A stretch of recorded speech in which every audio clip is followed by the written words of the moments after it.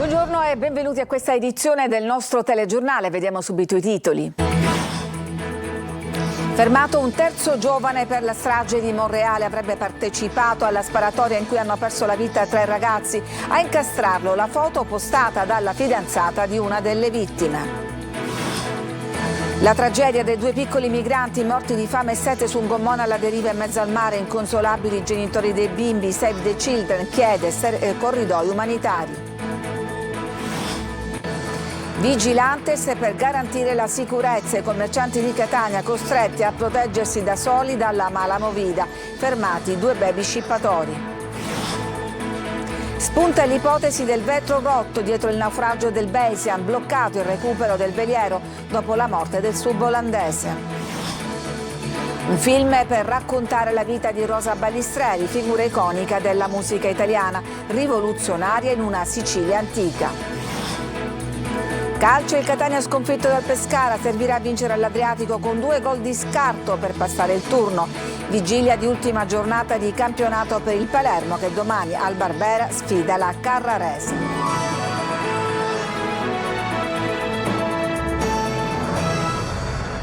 C'è un terzo arresto per la strage di Monreale, costata la vita a 3 persone. A incastrarlo la foto postata dalla fidanzata di una delle vittime. Maglio Viola. C'è un terzo arrestato per la strage di Monreale della fine di aprile scorso, costata la vita a 3 giovanissimi del posto e che ha fatto registrare anche 2 feriti. Si tratta di Mattias Conti, 19 anni, anche lui abitante del quartiere palermitano dello Zen, esattamente come i primi 2. Sarebbe il secondo pistolero di quella drammatica notte di scontri fra monrealesi e abitanti di palermitani dello Zen e di Borgonuovo. Si unisce a Salvatore Calvaruso, accusato di essere il primo pistolero e fermato il 27 aprile, e a Samuele Acquisto, che avrebbe incitato Calvaruso e guidato la moto della fuga, fermato il 4 maggio. I primi 2 si trovano già nel carcere di Pagliarelli con arresti convalidati. Si cercano ancora invece le pistole usate per quella strage, così come all'appello mancano i conducenti delle altre 3 moto che scorazzavano fra i giovani durante la sparatoria in piazza. Il fermato di oggi è accusato di strage e lesioni personali, oltre che di porto abusivo d'armi.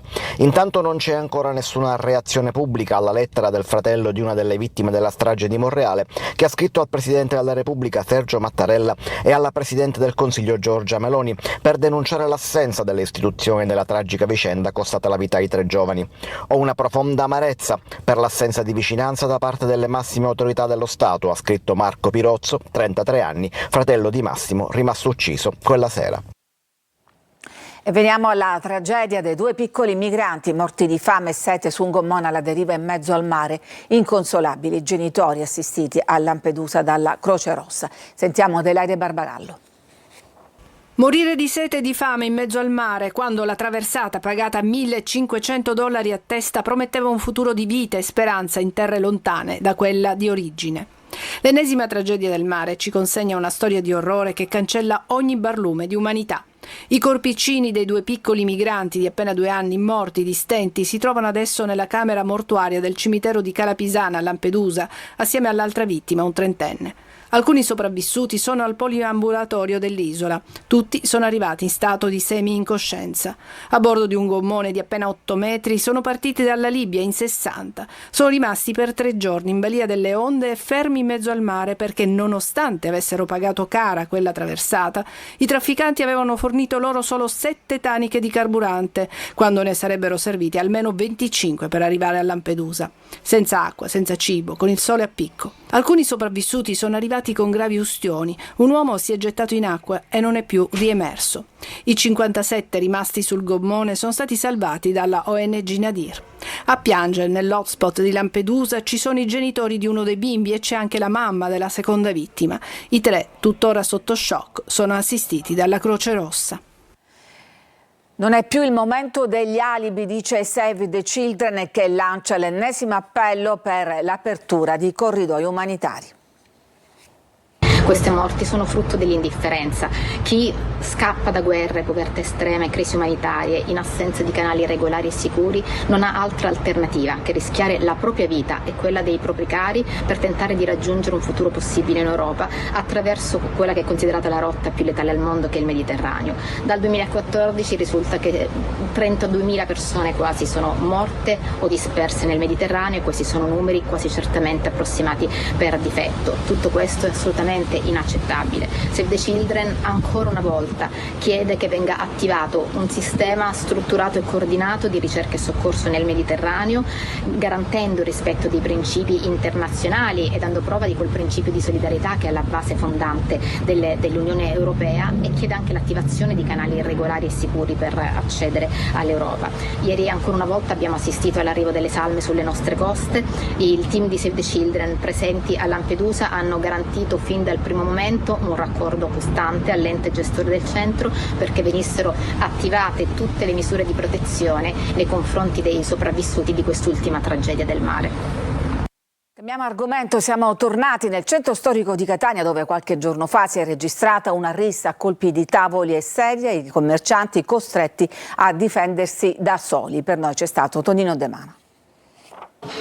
Dalla movida violenta con scene da guerriglia urbana di venerdì sera alla tranquillità di una normale mattinata in un'isola pedonale affollata da tanti turisti che si recano in cattedrale. La quiete dopo la tempesta in via Garibaldi, con i turisti che affollano il centro storico e le attività di ristorazione e non che riaprono i battenti. Seppur dolorante con qualche graffio, Gioacchino Cacciola alza la saracinesca. È il titolare insieme al figlio del locale al centro delle cronache per una furibonda rissa con tanto di tavole e sedie volate per aria. E mentre i protagonisti sono stati tutti identificati dalla polizia, registriamo il suo sfogo, lui che per garantire ordine paga anche la vigilanza privata. Dobbiamo farlo perché ci dobbiamo difendere, in giro c'è chiunque, ci sono dementi, è una ferita per noi un'azione del genere. Fortunatamente in certi casi i clienti non subiscono nulla. Adesso ho qualche ferita al volto, cosa è successo? Qualcuno mi ha alzato le mani, no? È facile, no, dirlo, perché le reazioni partono sempre da qualcosa. No? Arrivati ad un certo orario la sera c'è una percezione di insicurezza, dall'anarchia sul lungomare agli episodi di cronaca a San Berillo, e c'è qualcuno che teme un'altra Monreale. Non vogliamo un'altra Monreale a Catania, per questo chiediamo da tanto tempo dei controlli che vanno oltre le 10 di sera. È impossibile che a Catania centro non ci sono dei vigili urbani dopo le 11, non ci sono poliziotti, non ci sono carabinieri. Allora l'appello che si fa è questo: vogliamo un centro storico che sia governato dalla polizia. Sulla scazzottata in via Garibaldi il Codacons ha annunciato un esposto e si costituirà parte offesa. E tra i pericoli del centro storico anche gli scippatori. Ne sono stati arrestati 2 giovanissimi. Desiree Ferlito. 2 giovani scippatori seriali di 20 e 24 anni sono stati arrestati dalla polizia a Catania per più furti commessi con strappo e per lesioni personali aggravate. La dinamica era sempre la stessa. Dopo aver individuato i malcapitati, i 2 scippatori a bordo di un motorino sfilano gli oggetti di valore, in molti casi il telefono cellulare, dalle mani delle vittime, approfittando della loro distrazione, per poi sfrecciare via a tutta velocità. In alcune circostanze, lo si vede in questo video, i 2 nel tentativo di rapinare un uomo lo strattonano violentemente gettandolo a terra per poi fuggire, lasciando il malcapitato sull'asfalto. Il GIP ha disposto gli arresti domiciliari con l'obbligo dell'uso del braccialetto elettronico nei confronti del 24enne e la misura cautelare in carcere nei confronti del 20enne. Spunta l'ipotesi del vetro rotto dietro il naufragio del Besian, il superyacht affondato un anno fa. Intanto il recupero è stato bloccato in attesa dell'autopsia sul corpo del sub olandese morto. Marco Gullà.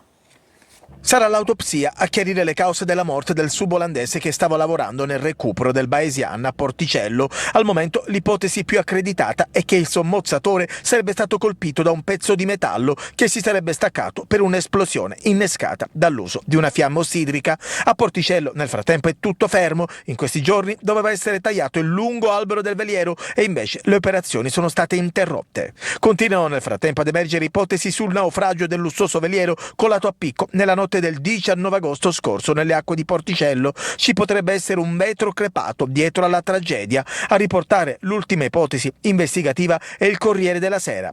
Ebbene, il super yacht potrebbe aver avuto un guasto prima di arrivare nella rada, un problema alla finestra antisfondamento che separa la sala macchine dalla control room e che avrebbe avuto come conseguenza quella di far entrare l'acqua in uno dei compartimenti del veliero.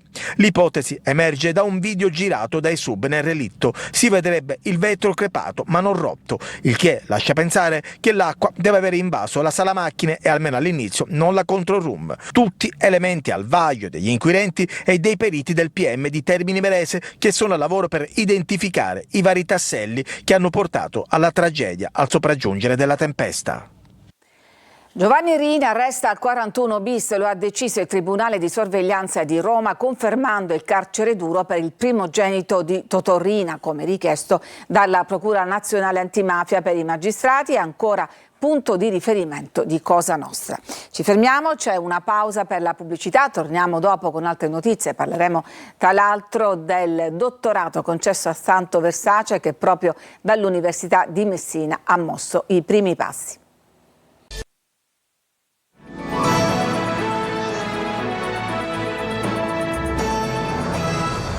Anima siciliana per Santo Versace, a capo della Maison di moda che torna a Messina, dove si è laureato. Francesco Triolo. Sono arrivato qui in questa università che avevo 18 anni e quindi è stato il periodo più bello della vita. Con il fratello Gianni ha portato nel mondo uno stile unico, inconfondibile, un marchio, Versace, divenuto simbolo dell'italianità.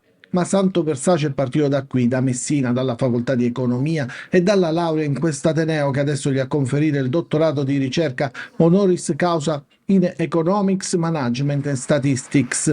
La sua Lectio Doctoralis ha affrontato la capacità di riscoprire il lusso italiano come strumento di innovazione armonica e di inclusione. Emozionato, ha ricordato il valore delle risorse umane. Noi abbiamo sempre ragionato, anche con Gianni, che l'azienda è di chi ci lavora. L'azionista può cambiare, ma di chi ci lavora? Noi eravamo i primi lavoratori. Dopo la sfilata, dopo 2 o 3 giorni, quando Gianni recuperava, perché si faceva notte in bianco, andava a Novara a salutare le 250 sarte, a stringere la mano di ognuna di loro e dire: se c'è stato questo successo è merito vostro. Dal ruolo di presidente fondatore di Versace ha contribuito ad espandere il brand, abbigliamento, profumi, accessori, arredamento, ma sempre con l'anima italiana e del sud. Questa è l'eredità più importante, è dimostrare che si possono realizzare i sogni, si può andare oltre i propri sogni. L'eredità più importante è dire che partendo anche dalla periferia estrema puoi conquistare il mondo.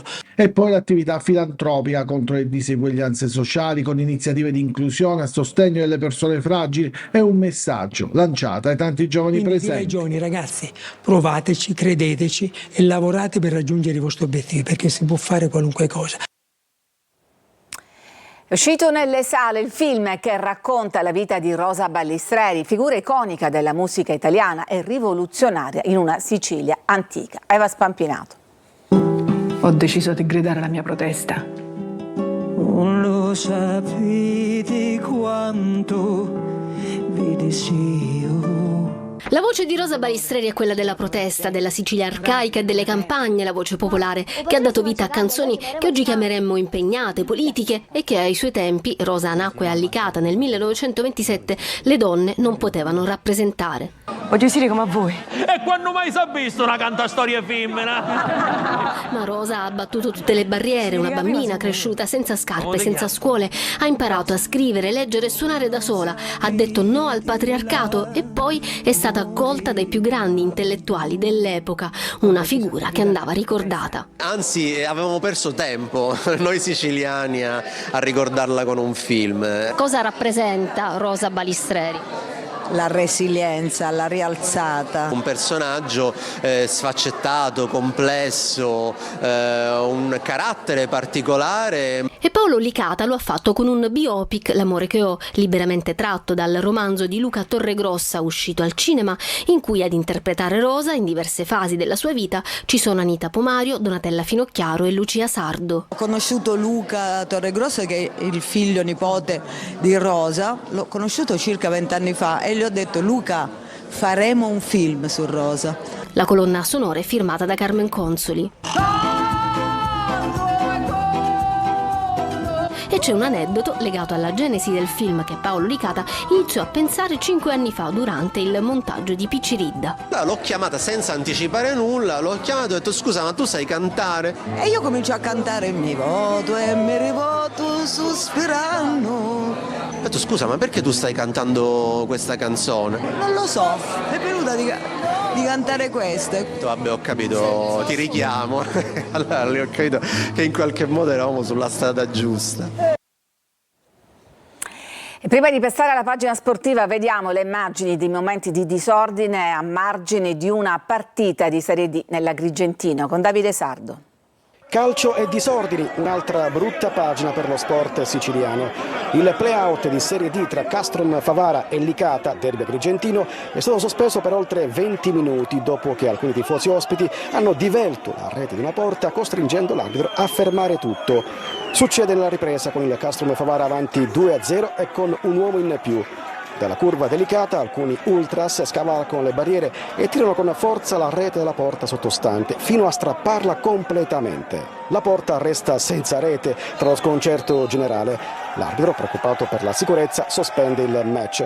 Sul posto intervengono le forze dell'ordine per riportare la calma. Solo dopo oltre 20 minuti di stop la partita può riprendere. La questura di Agrigento ha avviato accertamenti e potrebbe emettere daspo per i responsabili. Rischiano di restare fuori dagli stadi per anni.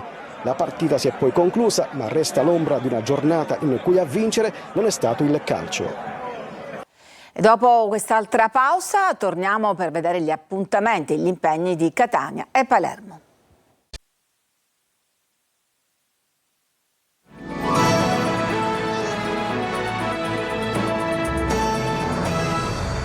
E siamo al calcio. Il Catania sconfitto dal Pescara dovrà ottenere 2 gol di scarto per passare il turno all'Adriatico. Domani pomeriggio tribuna A aperta al pubblico per l'allenamento di rifinitura. Marco Carli. Adesso l'Adriatico servirà l'impresa. Dopo il gol di Merola che ha deciso l'incontro al Massimino, il Catania sarà costretto a vincere mercoledì all'Adriatico con 2 gol di scarto per proseguire la corsa nei playoff promozione. Una corsa che si è maledettamente complicata ma che, dice Toscano, non ha visto ancora scritta la parola fine. Analizzeremo la partita di oggi, avremo 2 giorni per prepararla e prepareremo per bene la giusta strategia per poter fare l'impresa. Partita che comincia con un Catania aggressivo e sospinto dall'amore del proprio pubblico. Rossazzurri che si fanno vivi a inizio primo tempo con Stoppa e soprattutto in chiusura di prima fazione. Recuperano palla con Jimenez che entra in area e lascia partire un sinistro angolato che finisce di poco fuori. Poi Stoppa ad andare alla conclusione, parata da Plizzari. Ci prova anche Ritacchio di testa su cross di Inglese ma il pallone finisce alto. Gli abruzzesi alzano il baricentro nella ripresa, ma le occasioni sono sempre rossazzurre, con Inglese che manda alto e con Di Tacchio che trova la respinta di Plizzari. Poi Toscano decide di giocarsi il tutto e per tutto, inserisce Montalto per Celli. Anastasio perde le misure, da verificare l'eventuale tocco di Squizzato sul lancio per Merola, che poi è freddissimo a superare Dini con un pallonetto. Toscano spiega così la sostituzione. Tu una partita la devi vincere. Con i cambi abbiamo cercato di cercare di vincere questa in casa. Domani ultima giornata di campionato per il Palermo che riceve la Carrarese. Sentiamo Marco Gullà. Giocare il primo turno playoff in casa è questo l'obiettivo del Palermo alla vigilia dell'ultima giornata di campionato. Rosanero che domani al Barbera affronteranno la Carrarese. Occorre una vittoria alla squadra di Dionisi e poi orecchio alla radiolina con la speranza che Catanzaro e Juve Stabia facciano dei passi falsi. Con il quinto, sesto posto il Palermo disporrà di 2 risultati utili su 3 giocando in casa, mentre occupando la settima posizione, attualmente quella in corso o l'8ª, avrà a disposizione un solo risultato favorevole e giocherà fuori casa. Noi possiamo attraverso il nostro risultato consolidare, come ho già detto, la posizione, migliorarla o consolidarla o migliorarla, quindi una parte del risultato finale dipenderà da noi.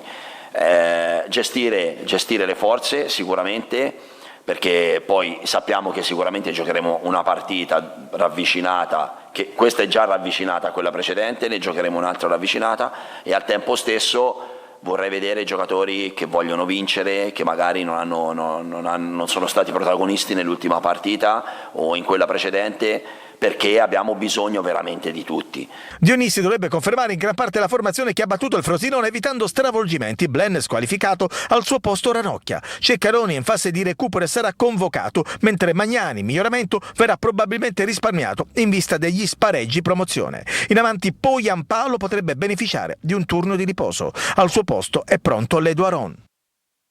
Tutto per questa edizione, grazie per averci seguito, vi auguro una buona giornata.